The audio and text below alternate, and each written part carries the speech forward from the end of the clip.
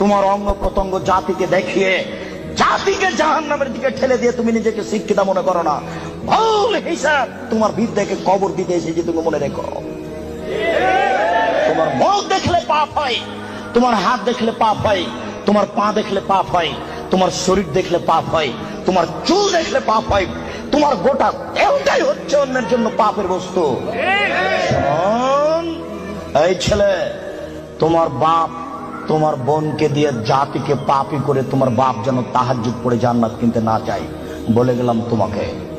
আর তোমার বোনকে বলে গেলাম, তোমার বোনের সাথে আমার অনেক কথা আছে, তোমার সাথে কথা আছে।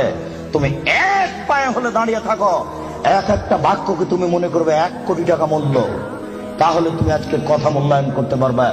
আবারও বলে যাচ্ছি, তোমার বোন জাতিকে পাপী করে নিজেকে যেন শিক্ষিতা মনে না করে। এই ছেলে,